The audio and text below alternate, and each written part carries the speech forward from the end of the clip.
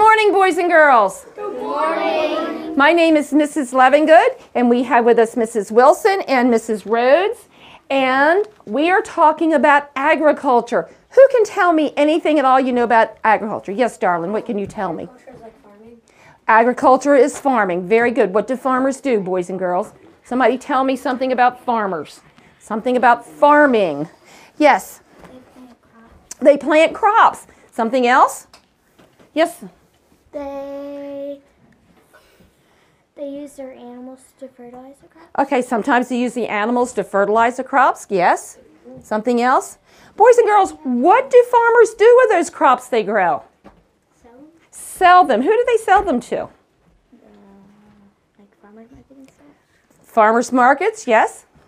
And sometimes they go to the farmers market and they sell it Sell them to consumers, yes. to the grocery store. To the grocery store. Excellent. Boys and girls, when you go to the grocery store, or your parents or whoever at your house does the grocery shopping, that food that they purchase there wasn't created by the grocery store. That food was created by farmers. Now, it used to be a long time ago, the farmer was responsible for feeding his family and his animals. But today in the United States, guess how many people on average the American farmer feeds? Anybody want to take a guess? Yes, sir. What do you think? Not over a million. One farmer. One farmer. One farmer. Yes. 100? 125. 125. Excellent. Excellent. 125. Now, you go from feeding your family, taking care of your animals, to 125. Wow. That'd be a big Thanksgiving dinner, wouldn't it, to have all the family there? 125 people. Okay, boys and girls, farmers are first and foremost, they're business people. Their business, their job is farming, raising food. The whole purpose of agriculture is to feed the world. Okay? So, as they're feeding the world, they're business people, that's where their paycheck comes from to take care of their family. So, their number one asset is their farm, their land. That's how they provide for their family. So they have to take good care of that land. They also have to make decisions based on what their best profit can be, because the more profit they have, the better they can take care of their families. So they have to make good business decisions. You know, do I put on this fertilizer? How much is it going to cost me? How's that going to hurt my bottom line so that I don't have as much money for my family? To help in that, Maryland farmers use what are called BMPs. BMPs, boys and girls, there are 39 of them in the state of Maryland. Today you're going to learn about 4 of them. But does anybody have any idea what BMP stands for? Yes, ma'am. B for best. That's very good. But best, yes, it's the first word. Anybody want to know what M and P stand for? Anybody have a guess? Yes, sir. Maryland? No. BMP stands for Best Management Practice. Okay, best management practice. As I said, there are 39 best management practices in the state of Maryland that farmers use to help make the best of their land and to help clean up and protect the Chesapeake Bay. By protecting and cleaning up the Chesapeake Bay, the farmers are also taking care of their land and helping to keep that land so that they can produce the food that we need. Okay. You're going to learn about 4 of those BMPs today. So let's get started. At your station, you have a piece of paper. I need you to take it, and I want you to fold it in half. And we call this a hamburger fold. Some people call it a hot dog. I'm calling it a sandwich fold. So fold it in half this way. Here you go. Fold it in half. Yes, ma'am, absolutely, thank you. And then when you open it, boys and girls, you end up with 1, 2 on the front, and then on the back, 3, 4 sections. And you're going to use those sections for notes. Okay? So fold your paper. Okay? You also folded both sides both ways? No, sir. What you just did was perfect. Okay. One partner, get pencil in hand. The other partner, open that envelope at your station and take out the cards. Find practice number 1, cover crops. Find practice number 1, cover crops. This one? Yes, sir. Open that. Practice number 1, cover crops. Find it. You got it. Good job. Okay. Take them all out. You're going to use them all. But we're going to start with practice number 1. Okay?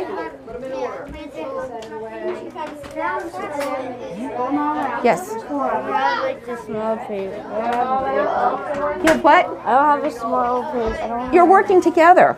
She's going to do notes 1 and 2, and then you're going to do notes 3 and 4. Okay, good job. All right, boys and girls. Follow along, please. On card number 1. Boys and girls. Boys and girls. Please follow along on card number 1. All pencils should be down. I will tell you what notes that you're going to be taking. So everybody should be looking at, everybody should be looking at card number 1. Cover crops. One way that farms can control runoff is by planting cover crops when the fields do not have anything planted in them. A cover crop is a crop that is planted mostly during the winter when most other plants cannot grow. Farmers plant these crops to help stop soil erosion. Cover crops help stop erosion because these plants hold the soil in place with their roots, which means that wind or water cannot wash the soil away.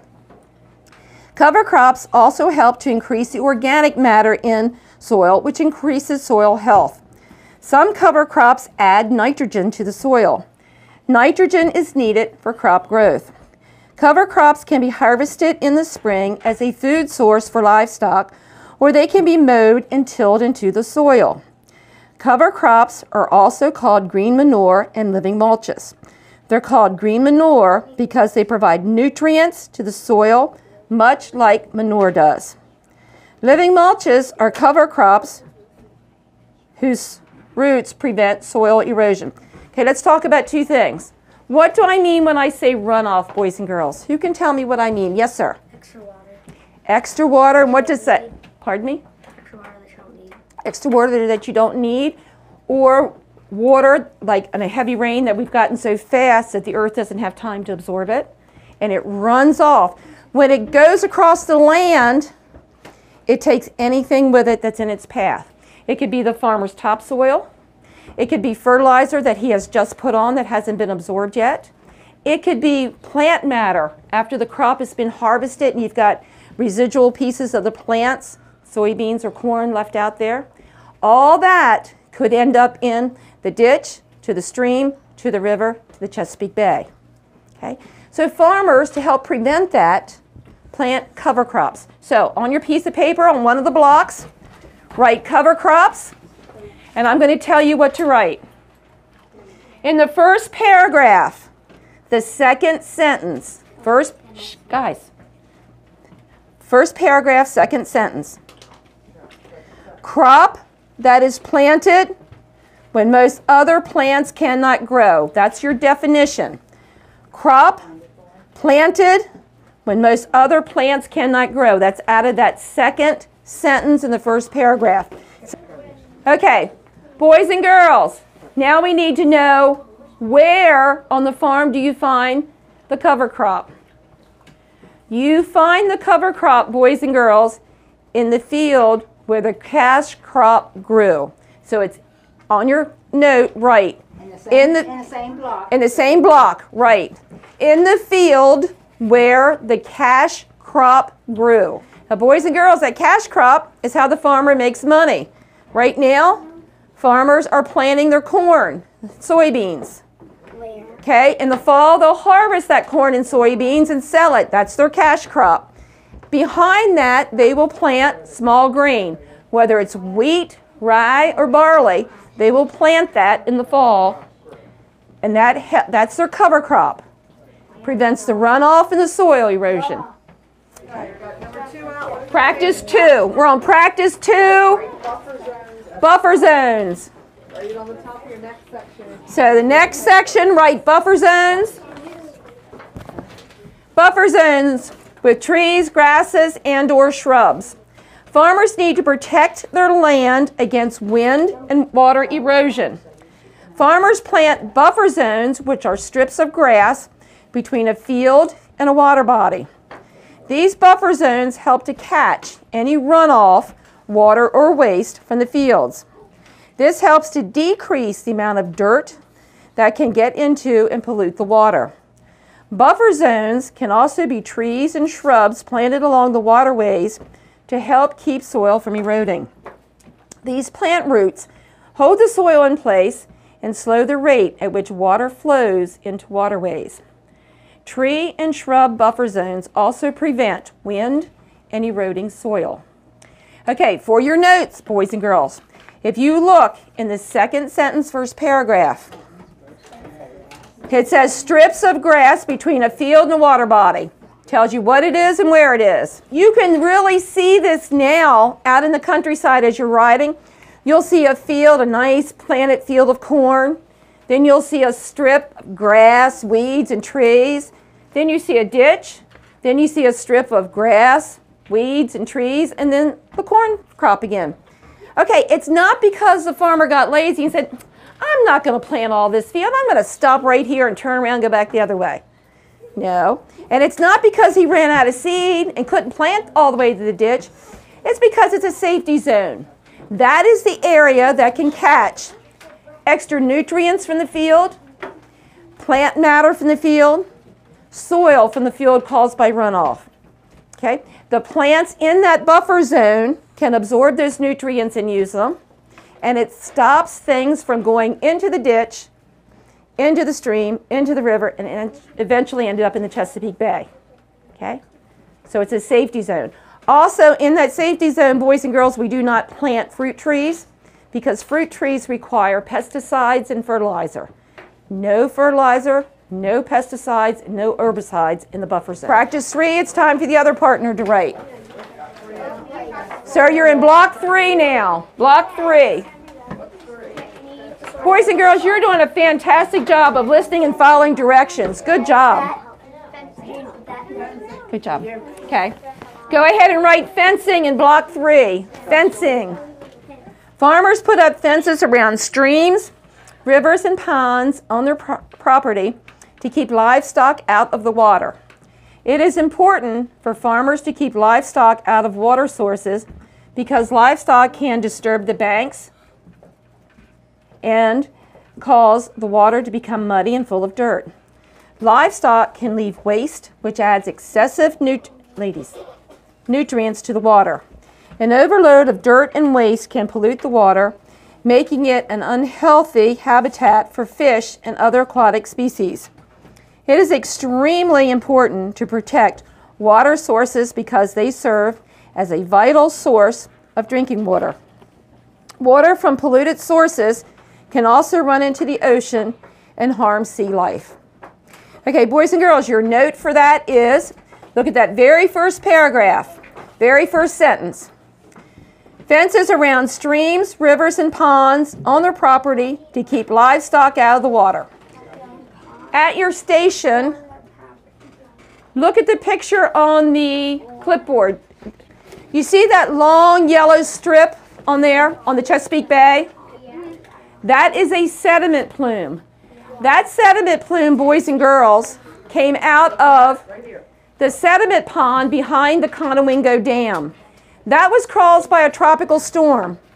That is a 100-mile long sediment plume. Now, boys and girls, so what? It's sediment. What's the big deal about sediment? How does that hurt the bay? Not too much. Well, sometimes the sediment has nutrients in it. You're absolutely right. The biggest problem with sediment in the bay is it makes the water cloudy. And if the water is cloudy, the sunlight cannot get to the bay grasses. If the sunlight cannot get to the bay grasses, then they can't grow. They can't make the chlorophyll. They're not putting oxygen into the water. If they're not putting oxygen into the water, then the critters that live in the bay that have gills can't use their gills, can't use their gills to get oxygen out of the water, so they die. What happens to them when they die? They start to become extinct. Well, that could happen. They could become extinct or endangered, yes? No one would want to swim in it because it's stinky and stuff died in it and wouldn't be good for people to go in there. Exactly. And boys and girls, it would rot, it would cause more pollution, more cloudiness, and it's a vicious cycle. It's a vicious cycle. So keeping that sediment out of the Chesapeake Bay is extremely important. Plus, farmers want to keep that topsoil on their farm where they can use it. Right? Okay, block 4, practice 4, manure management. Manure pits are pits lined with plastic or concrete and hold the manure from animals. Farmers test their soil to see how much nitrogen is needed for each crop. They can use manure and fertilizer to provide the exact amount a crop needs. For your note, you are writing from the first sentence, pits lined with plastic or concrete hold manure from animals. Boys and girls, while you're writing, there is a very important part in that description, and that is soil test. Boys and girls, farmers take samples of the soil in their fields. They take a scoop of soil, they send it off to the lab, and they tell the lab, in this field, I want to plant 70-day corn. What nutrients do I need? And what nutrients do plants use? Does anybody have an idea what nutrients are? What are nutrients? Nutrients are what plants need to grow. Right, and you know what those nutrients are? There's 3 major nutrients.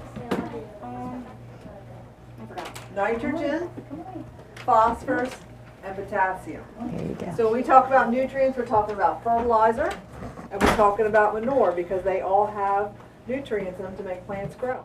Okay? So I'm a farmer. I send my soil sample off to the lab. The lab comes back with a report and tells me I need A, B, C in my field to make that crop that I want to grow, that 70-day corn. Okay? I am a farmer that happens to have a manure pit, and I want to use my manure to help grow my crop. I have to test that manure too. So I have to take a scoop of the manure, send it off to the lab. It gets analyzed, and it tells me how much nitrogen is in there and whether or not I can use it or if I have to dilute it. Or I don't need any nitrogen at all in my field, and I can sell that manure to somebody else. Manure, boys and girls, is a way for the farmer to save money because he doesn't have to buy commercial fertilizer. When that manure goes out in the field, and farmers are pumping it out now, when it goes out on the field, boys and girls, they put it out in a thin layer, and the rain helps it to wash into the soil so that the plants can use it better. But it's not in a big concentrated area so that runoff could make it go into the ditch, into the stream, into the river, and end up in the Chesapeake Bay. It's a very efficient use of using the animal's manure, okay? Because boys and girls, every living thing poops, and if you've got animals on your farm, you've got to deal with it. If you have a chicken farm, you have a very special situation because you have a manure shed. It has a roof on it because the chicken litter stays dry. Okay? So it's a different situation, but you have to plan for it. Yes, ma'am? We have chickens and we have a manure shed for it. Do you have just one or more than one? We have more than one. More than one.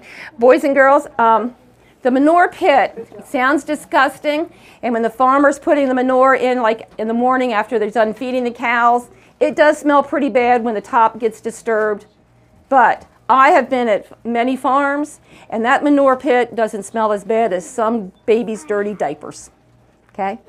And it's not so bad that you don't want to go out in the yard. Yes, you know that it's there, but it's not overpowering and nasty. The notes you're going to use when you plan your farm. So let me put you in your groups. On the left-hand side are all the items you will be including in your farm. Okay? Left-hand side, all the items you will include in your farm. Go all the way down the left-hand side and find the cell that says contour field of soybeans. Find that. You can cross that one off. We're nice and flat on the eastern shore, so we don't do contour farming. So you can cross it off. Directly underneath that cell, you have wheat cover crop, cornfield, and no-till field. You find those all three in the same section. No-till field, boys and girls, is a method a farmer uses so he doesn't disturb as much soil in his field. Okay, no-till farming. And the apple orchard, boys and girls, remember, you cannot have an apple orchard in a buffer zone because apple orchards require fertilizer and pesticides. And remember, the buffer zone is a safety zone. No chemicals in there. You are going to use your entire folder. This entire folder is going to be your farm. The number one thing you want to do, the very first thing is you want to plan your stream or your ditch. It has to go completely through your farm so that it's taking water away from your farm. Now, if you decide that you want your ditch right straight through the middle, that's okay with you, but you've got to plan. You have to have a bridge so that you can get vehicles over. You have to have the bridge so that you can get farm machinery over. And you've got to have the bridge so that the cows can get over. So if that's what you're going to do, you also have to plan. Those cows are going to poop on the bridge. So you've got to plan, what are you going to do about that? How are you going to avoid that? Okay. You also, boys and girls, you want your barn, your silo, and your manure pit close together. You want those close together. Okay? Boys and girls, you do the stickers last. Stickers are last. Repeat after me. Stickers are last. Okay. You have 12 minutes to plan. Okay?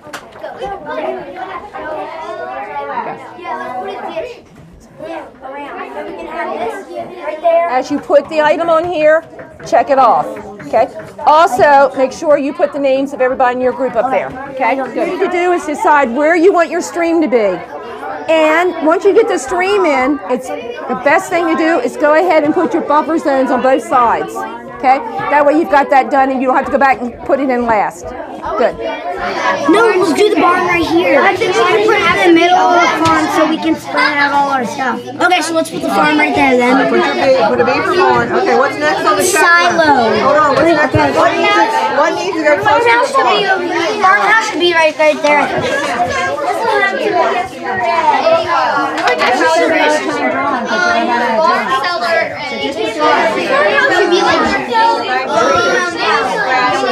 What about the right land?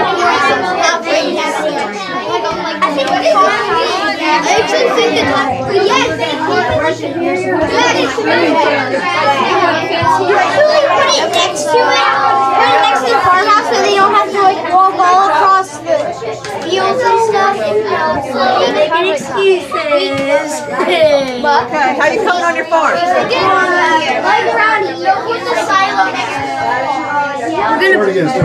So we're gonna put a manure thing right here, a manure pit right here, and we're gonna put our silo right here next to our barn. So they're all sort of gonna be clubbed together. So we won't have a whole lot of room for our cows. We know something about this stuff. And so this is gonna be where our cows are, and that's the fence around them. And that's where the farmhouse is gonna be, right there. Good plan. And then so this is gonna be our stream, and that's gonna be the grass along the stream. And then we're gonna put all of like our corn and everything right there, and we're gonna have an orchard up here. And so That sounds like a great plan. we're also gonna have like some wheat like up at the tops, like right there and right there. Yeah, first So now you don't have to have a bridge across the stream, I guess, because you got everything on one side. Yeah. That's a good plan. yeah, and at first we were gonna make a moat around it, but that didn't work so well. Yeah. Yeah, then you'd have to have a bridge somewhere to get in there. We were trying to make like a calf. Oh, cats. Farming cats. We can use these around the farm. Okay. The corn and the wheat are in the same field because remember, one's a cover crop and one's a cash crop. Okay, if you don't have enough fence, you can do like a fence sticker, a line, a fence sticker, a line, then we know you need it to be continuous, okay? How are we doing here? What's the update? You're putting the stickers on now, right? Yeah. So now we have to try and sort of finish it up. It's a little sloppy, but I think it'll work. That's looking great. Yeah, good job, Griffin. What'd you just put on? What are you putting on there? We're putting on the grasses.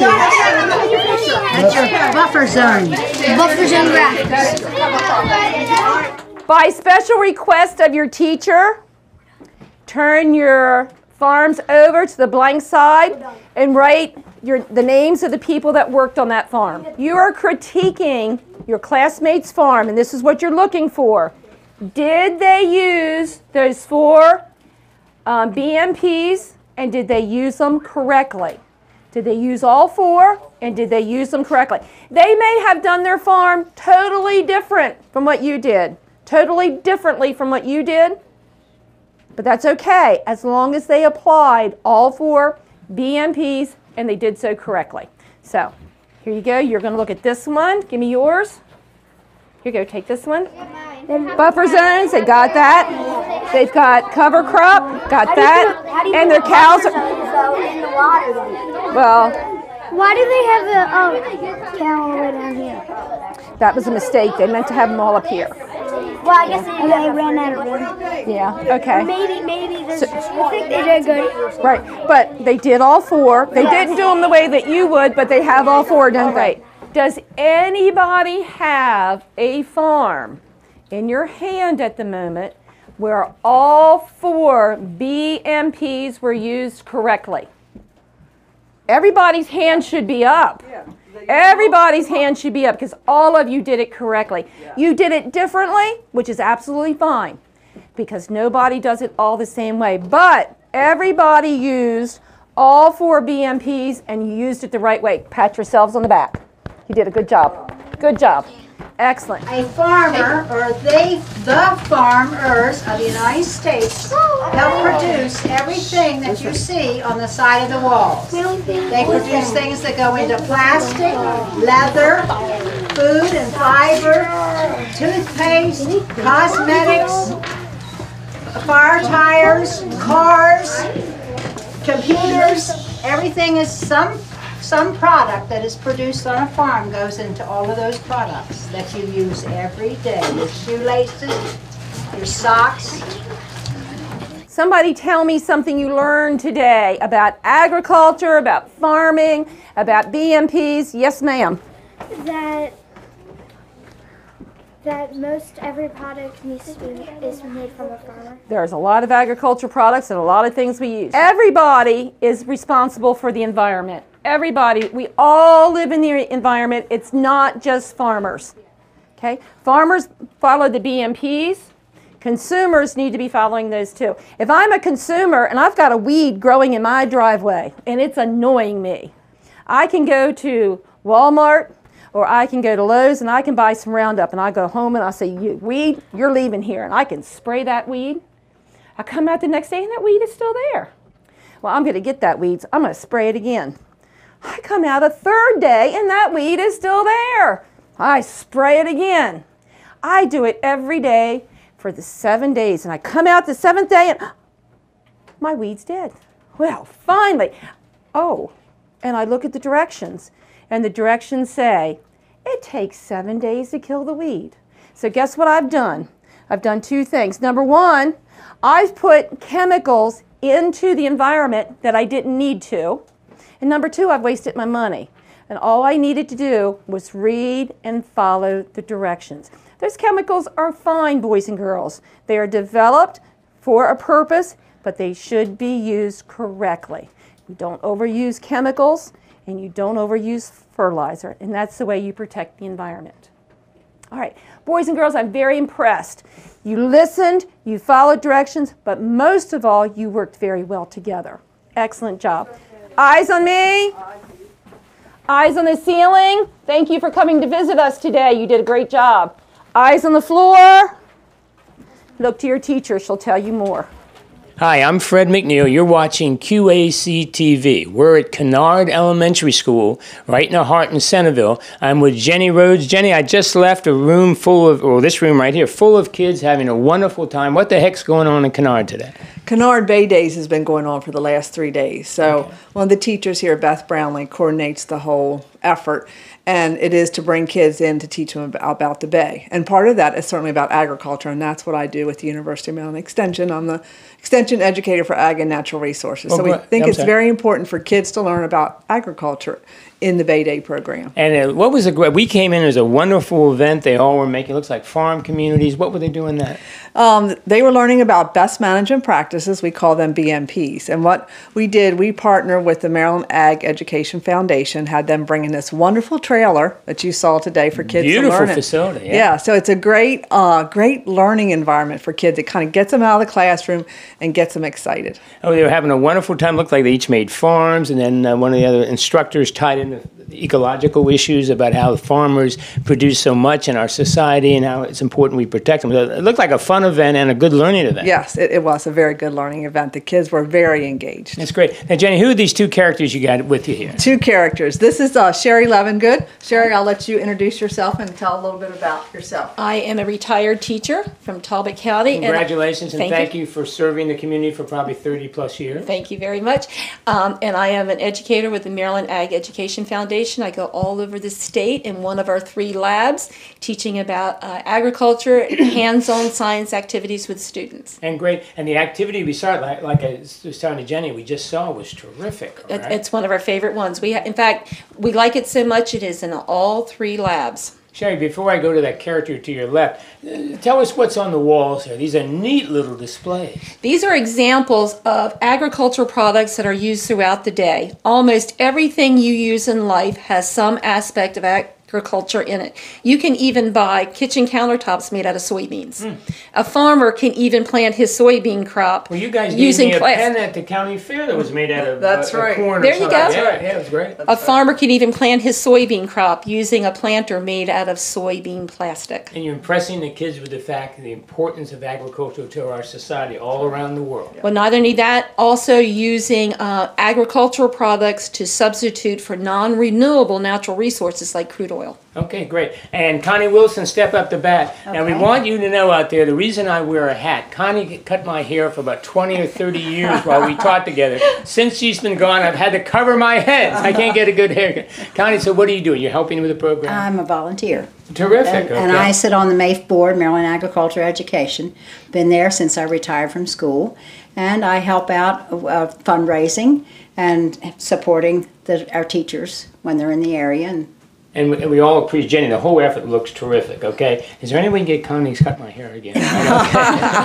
You'll have to talk to her about that. Okay, all right. Well, Jane, thank you, and ladies, thank you very much. Jenny, I understand a lot of the 3-day program has been helped with different type of grants. Yes, and traditionally we have come in the classroom and taught, but this year we wanted to partner with the Maryland Agriculture Education Foundation, and it cost $1,800 to get the mobile ag science lab here. So we got a grant through the Maryland Grain Producers Utilization Board. Say that 10 times, I'll buy you the grain silo. So it's very important that we get grants so we can bring these type of different learning atmospheres in for the children. And then Beth also got a lot of grants, so we worked together to get the grant to bring the mobile science ag lab in. And remind me what type of grants you got. Our grant is from the Chesapeake Bay Trust. We actually got 2 grants. We got one for the Echo Hill field trip and the Seebeck field trip that the 4th and 5th graders go on. And then we got one for the Sultana trip as well for the 3rd grade. So that was that would be fun. That was in Chestertown. So, and I'm going tomorrow if you want to film that too. Okay, we're a couple sailors. We might volunteer. All right. So, yeah, so those are all with grants as well. Well, thank you, ladies, both for PTA. Oh, okay, let's not forget the PTA, right? Yeah, so we couldn't do it without grant money. It's very important, and we're very lucky that we have a community that is very supportive of what we do. And thank you, ladies, for helping us get that grant money. That's great. Thanks. And actually, the Bay plates that you get, and also the MAFE plates that people all get, contributes to this program. All contribute to that fund. That which is great. So it's their tax dollars at work. Yes. That's right. Okay, thank you, ladies. Thank you. You've been watching QAC TV. Thanks for being with us.